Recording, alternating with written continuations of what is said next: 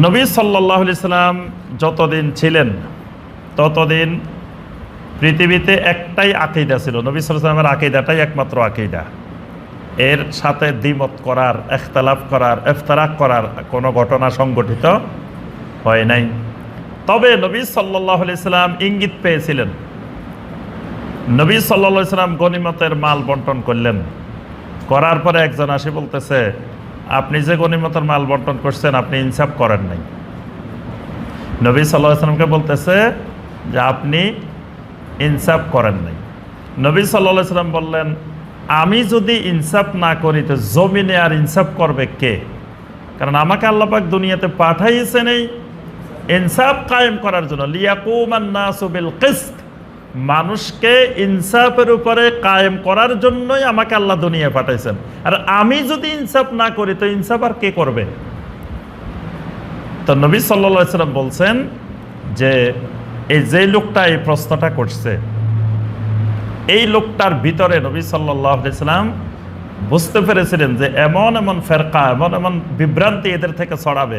কারণ যারা স্বয়ং নবীকেই বলতে পারে যে আপনি ইনসাফ করেন নাই, তাহলে এদের দ্বারা পরবর্তীতে ফিতনা সৃষ্টি হওয়ার আশঙ্কা আছে। সাহাবায়ে কেরাম এই লোকটাকে চিনে রেখেছিলেন যে এই লোকটা কে, নবী সাল্লাল্লাহু আলাইহি সাল্লামকে এরকম প্রশ্ন করছেন, এরকম বলছেন।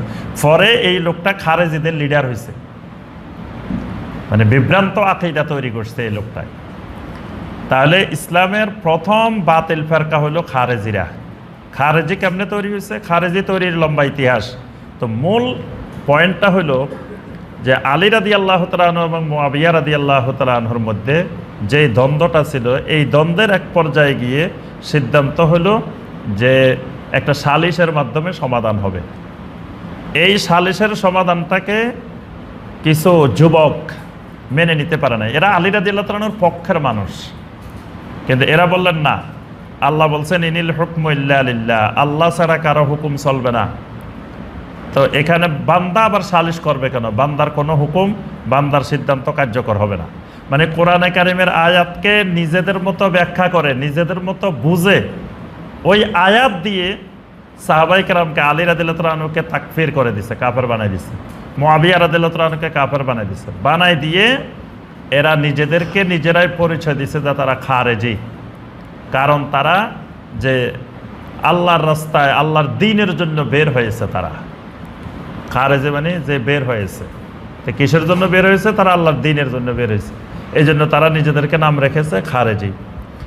তারপরে প্রথম দিকের ফেরকা হলো শিয়া। শিয়ারা বিভ্রান্ত হয়েছে, ফেরকা সৃষ্টি করেছে ইমামত নিয়ে। ইমামত, শিয়াদের কাছে ইমামতটা সবচাইতে গুরুত্বপূর্ণ। ইমামত মানে মসজিদের ইমামতি না, এই ইমামত মানে পুরা উম্মার ইমামত, রাষ্ট্রীয় ইমামত, রাষ্ট্রীয় নেতৃত্ব। শিয়াদের বক্তব্য নবী সাল্লাল্লাহু আলাইহি সাল্লামের পরে ইমাম হবেন নবী সাল্লাল্লাহু আলাইহি সাল্লামের বংশের মধ্য থেকে, আহলে বায়তের মধ্য থেকে। সুতরাং আবু বকর রাদিয়াল্লাহু তাআলা আনহু, ওমর রাদিয়াল্লাহু তাআলা আনহু, ওসমান রাদিয়াল্লাহু তাআলা আনহু, তারা খলিফা হয়েছেন, অন্যায়ভাবে হয়েছেন, নাউজুবিল্লাহ। তারা অন্যায়ভাবে খেলাফত দখল করছেন। খলিফা হওয়ার কথা আলী রাদিয়াল্লাহু তাআলা আনহু। এই কারণে এই গ্রুপটা তারা নবী পরিবারের মানে নবী পরিবারকে তারা ইমামতের একমাত্র যোগ্য উত্তরাধিকার বলে বিশ্বাস করত। এই কারণে তারা এক ইমামের পরে এক ইমাম, 12 জন ইমাম তারা নির্ধারণ করছে। তারা আবু বকর, ওমর, ওসমান রাদিয়াল্লাহু তাআলা আনহুমকে তারা ইমাম মনে করেন না। তারা এই জন্য 3 জনকে লানত দেন, নাউজুবিল্লাহ।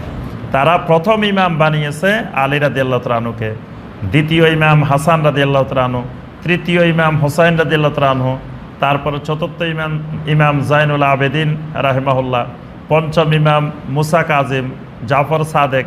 এইভাবে করে করে তারা যুগে যুগে ইমাম বানাইছে, 12 নম্বর পর্যন্ত বানাইছে। 12 নম্বরের পরে 12 নম্বর যিনি, উনি ছোট বয়সেই তিনি গায়েব হয়ে গেছেন, তিনি কোথায় চলে গেছেন।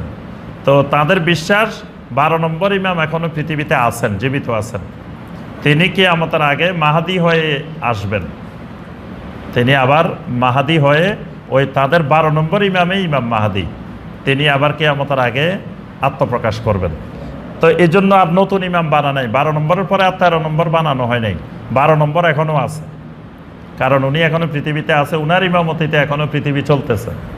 তো এই যে ইমামতের বিশ্বাস, এই ইমামতের জন্য তারা অসংখ্য আকীদা তৈরি করছে।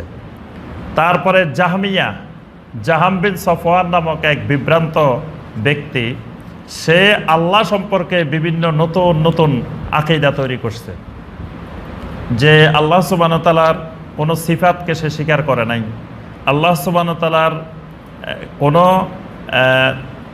সিফাতে ফেলি, মানে আল্লাহ পাক যে আল্লাহর কিছু সিফাত আছে, আল্লাহ কাজের মাধ্যমে আল্লাহর সিফাতগুলো আল্লাহ বর্ণনা করছেন, আর কিছু সিফাত আছে আল্লাহর নিজের সাথে সম্পৃক্ত। এই জাহাম বিন সফওয়ান আল্লাহর নিজের সাথে সম্পৃক্ত বিষয়গুলোকে সে অস্বীকার করছে, আর আল্লাহর সিফাতের সাথে সম্পৃক্তগুলোকে সে স্বীকার করছে। এই মতবাদটা খুবই মারাত্মক মতবাদ। এই মতবাদের নাম জাহামি মতবাদ। আচ্ছা, এই জাহামি মতবাদই প্রথম আবিষ্কার করছে যে আল্লাহ হলেন যে বাতাসের মতো। বাতাস যেমন সব জায়গায় বিরাজমান, আল্লাহও সব জায়গায় বিরাজমান। বাতাসের যেমন সুনির্দিষ্ট কোনো আকার নাই, আল্লাহ সুবহানাহু ওয়া তাআলা এরকম কোনো সুনির্দিষ্ট কোনো আকার নাই। অর্থাৎ আল্লাহকে সর্বত্র বিরাজমান, আল্লাহ নিরাকার, এই ফর্মুলাগুলো, থিওরিগুলো জাহাম বিন সফওয়ান প্রথম দিয়েছে। এখান থেকে জাহামি মতবাদ। তারপরে জাবরিয়া মতবাদ। জাবরিয়া মতবাদ সৃষ্টি হয়েছে তাকদীর নিয়ে। জাবরিয়াদের কথা হলো বান্দার কোনো ক্ষমতায় নেই, বান্দা কিছুই করতে পারে না, তাকদীরে আল্লাহ যা লিখে রেখেছেন তাই হবে, সব আল্লাহই করান। এখান থেকে আবার নতুন নতুন অনেক আকীদার আবিষ্কার হয়েছে। আরেকটা সম্প্রদায় ছিল কাদরিয়া। কাদরিয়াদের কথা হলো না, তাকদীরের কোনো ভূমিকাই নেই, বান্দা যা করে সব বান্দার ক্ষমতা, এখানে আল্লাহর কোনো ক্ষমতা নাই, তাকদীরের কোনো ক্ষমতা নেই, সব বান্দাই যা করে, বান্দাই সব। মোতাজিলা আরেকটা সম্প্রদায় ছিল, এবং এরা আব্বাসী যুগে বিশাল শক্তিধর, বিশাল প্রভাবশালী ছিল। আব্বাসী শাসক, অনেকগুলো শাসককে আব্বাসীদের তারা এই প্রভাবিত করতে পেরেছিল মোতাজিলারা। কারণ মোতাজিলারা ছিল দার্শনিক, তারা দর্শনের আলোকে দিনকে, ইসলামকে বুঝত, ইসলামকে ব্যাখ্যা করত। মানে তারা ইসলামকে আকল দিয়ে বোঝার চেষ্টা করত। তাদের বক্তব্য ছিল কোরআন সুন্নাহর, কোরআনের যেটা বুঝে আসবে না সেটা আকল দিয়ে বুঝতে হবে, যুক্তি দিয়ে বুঝতে হবে।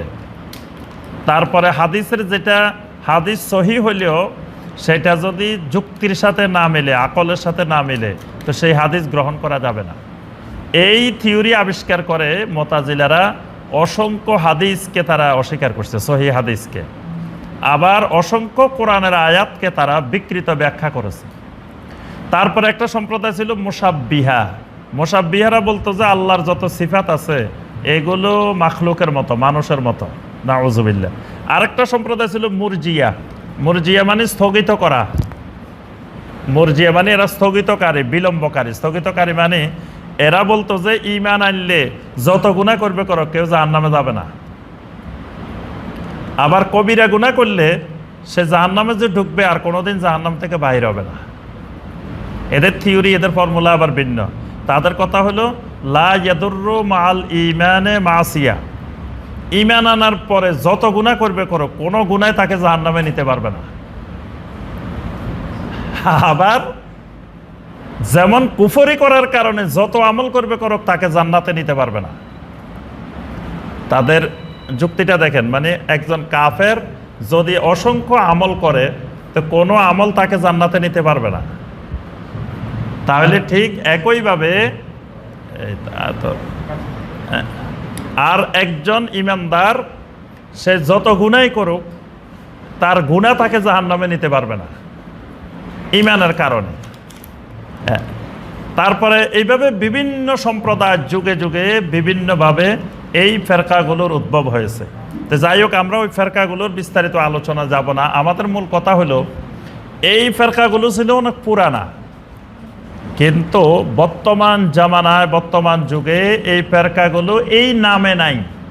কিন্তু এই ফেরকাগুলো এমন এমন কিছু আকীদার আবিষ্কার করে গেছে, যেই আকীদাগুলো পরবর্তীতে বিভিন্ন ফেরকা আস্তে আস্তে গ্রহণ করে।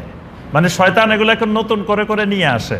মানে ওই ফেরকার নামে আসে না। খারেজি নামে পৃথিবীতে কোনো ফেরকা এখন নাই, মুরজিয়া নামে নাই, জাবরিয়া নামে নাই, কাদরিয়া নামে নাই, মোতাজিলা নামে পৃথিবীতে এখন কোনো সম্প্রদায় নাই, কিন্তু এদের সব আকীদাগুলো পৃথিবীর মুসলিমদের মধ্যে আছে। মানে তারা নাম বিলুপ্ত হয়েছে কিন্তু তাদের আকীদা বিলুপ্ত হয় নাই, আকীদাগুলো কিন্তু এখনো পৃথিবীতে আছে।